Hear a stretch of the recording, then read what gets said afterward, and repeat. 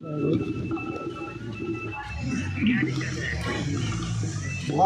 माता की जय। भारत माता की जय। मंच पर बैठे हमारे बुजुर्गगण, नौजवान साथी, बच्चे बच्चियां, माताएं बहनें, मैं सबको प्रणाम करता हूँ। मेरा प्रणाम स्वीकार करें। भैया, ये भारतीय जनता पार्टी के कार्यकर्ता जो सामान बांट रहे हैं, लोगों को खिला रहे हैं, थोड़ा सोचा करो कि यहाँ बच्चे लोग बैठे हैं और बच्चों के सामने हमारे मुंह में कैसे चला जाता है, मेरी समझ में नहीं आ रहा है। अगर बच्चे से घर में सामने बैठे होंगे तो खा लोगे क्या? कुछ मुंह में भी नहीं जाएगा तुम्हारे। तो भैया ये बिस्कुट ये बच्चों को दे दो दादा। ये तो बैठे बैठे कप खा लेंगे। बच्चों के सामने कैसे खा लेते हैं? कभी बच्चों ने दे रहे हो यार। अच्छा ईमानदारी बताओ, घर में तुम कुछ सामान लाता हो तो सबसे पहले बच्चा ने देते क्या ना देती है वो? तो इतना तो सीख रहे हो मेरे भाइयों। देख लिया तो मैं हमारे मंडल अध्यक्ष जी आपसे बात कर रहे थे और योजनाओं के बारे में बता रहे थे। मैं आपसे ये बात सही है कि भारतीय जनता पार्टी एक ऐसी पार्टी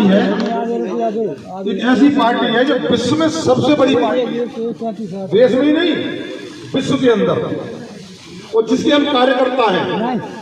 हमें गर्व होना चाहिए कि हम ऐसी पार्टी के कार्यकर्ता हैं जो पार्टी विश्व में छाई हुई है और जिस पार्टी ने ऐसे ऐसे काम किए हैं कि आज हमारे हिंदुस्तान का नाम विश्व में झंडा फहरा रहा है। दोस्तों, विश्व के अंदर हमें गर्व होता है इस चीज का। जब मोदी जी विदेश में जाते हैं, अभी यूक्रेन में और रूस में झगड़ा चल रहा था मेरे भाइयों, गोलियां चल रही थी, बम चल रहे थे, वहां हमारे हिंदुस्तान के बहुत से छात्र लोग पढ़ रहे थे, वो बीच में फंस गए। तो हमारे हिंदुस्तान के प्रधानमंत्री ने वहां रूस के और यूक्रेन के मंत्रियों से बात की। उन्होंने कहा मेरे हिंदुस्तान के बच्चों को हाथ में लग जाना चाहिए। मेरे भाइयों, उन्होंने एक आदेश दिया कि अपने हाथ में हिंदुस्तान का झंडा लेके वो निकल आए, उनसे कोई नहीं बोलेगा। तो मेरे भाइयों, हिंदुस्तान का झंडा लेके जब वो गुट बना के और अपना संगठन बना के निकले, गाड़ियों पे लगा के निकले, तो दोनों तरफ की लड़ाइयां बंद हो गई थी। ये देखिए सौभाग्य प्राप्त है हमारे हिंदुस्तान का कि हिंदुस्तान के झंडे के नीचे हम हमारे छात्र अपनी जान बचा के आए। जब पाकिस्तान के लोगों ने देखा, वहां पर पाकिस्तान के लड़के पढ़ते थे, उन्होंने देखा, उन्होंने कहा हिंदुस्तान के तो बच गए, हम फंस गए। तो मेरे भाइयों, उनने भी दिमाग से काम किया, उनने भी हिंदुस्तान का झंडा उठाया और वो भी निकल आए। और जैसे एयरपोर्ट पर पाकिस्तान कराची में उतरे तो पाकिस्तान मीडिया ने उनको घेर लिया, उनसे पूछा आप लोग कैसे बच के आए? उन्होंने कहा हम भी हिंदुस्तान के झंडे के नीचे बच के आए। काश हमारा भी प्रधानमंत्री मोदी जैसा होता।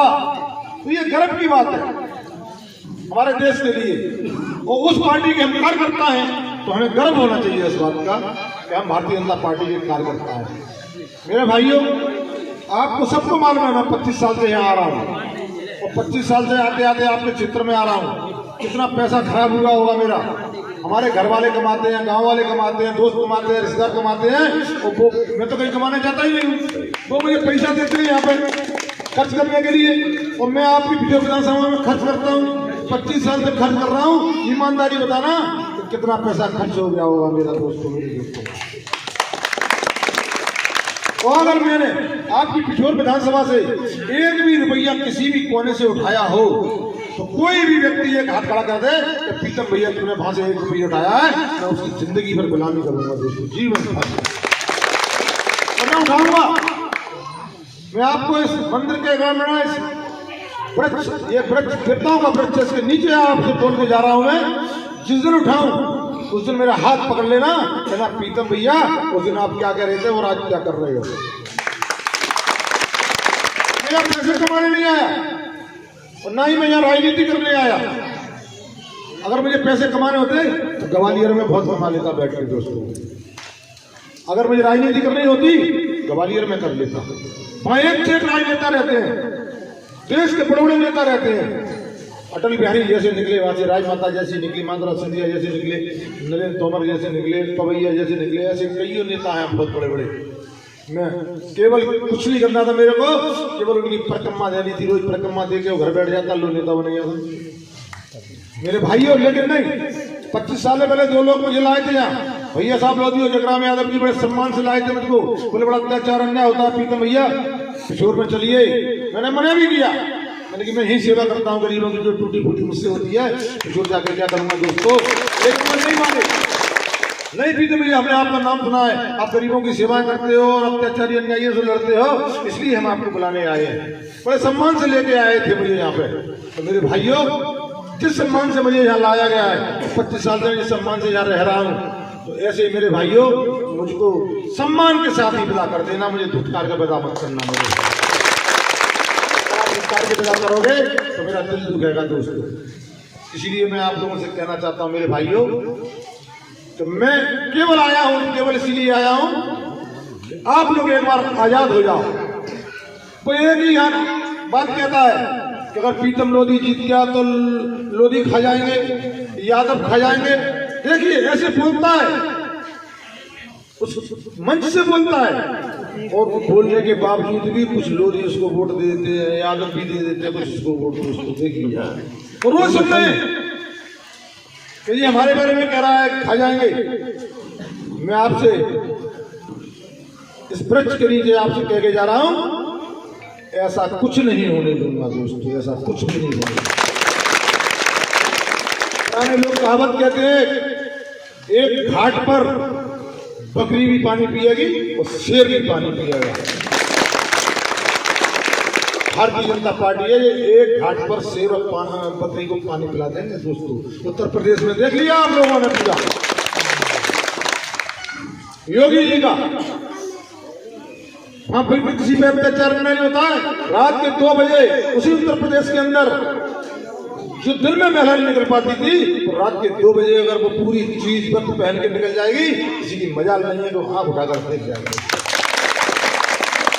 देश के अंदर मोदी ने भी करके दिखाया, पाकिस्तान और रूस की हिम्मत नहीं है कि हिंदुस्तान के अंदर कोई आंख उठाकर देख जाए दोस्तों। तो कोई में कहते हैं यार दोस्तों, देश में मोदी जी, उत्तर प्रदेश में योगी जी, और एक बार चंबल में लोधी को भी देख लो मेरे भाई। उन्हीं के पथ चलने पर काम करूंगा दोस्तों, आपको शिकायत का मौका नहीं मिलने दूंगा।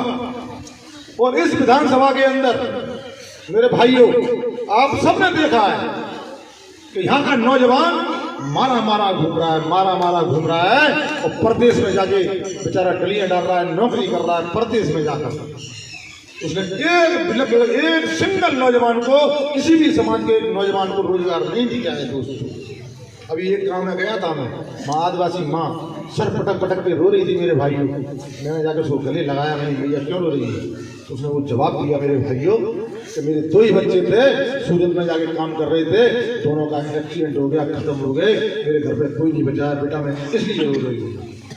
अगर यही रोजगार मिलता तो काय को आदमी बाहर जाता।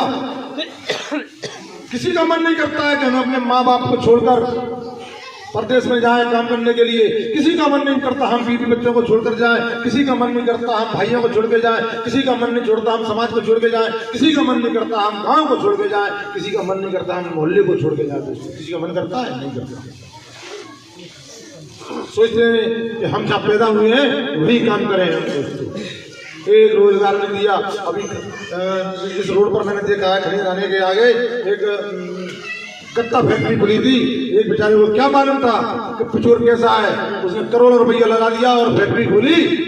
तब तक फैक्ट्री बनती रही और यहाँ का विधायक देखता रहा, किसकी नजर से देखता रहा, और जैसे बन के तैयार हुई कोई पहुंच गया, उससे बोलता है कि इसमें आधा हिस्सा डाल दे तो चलने दूंगा, नहीं चलने दूंगा। दोस्तों ताला पड़ा हुआ है, अगर वो फैक्ट्री चालू हो जाती तो 2-4 लड़कों का रोजगार मिलता क्या नहीं मिलता मेरे भाइयों?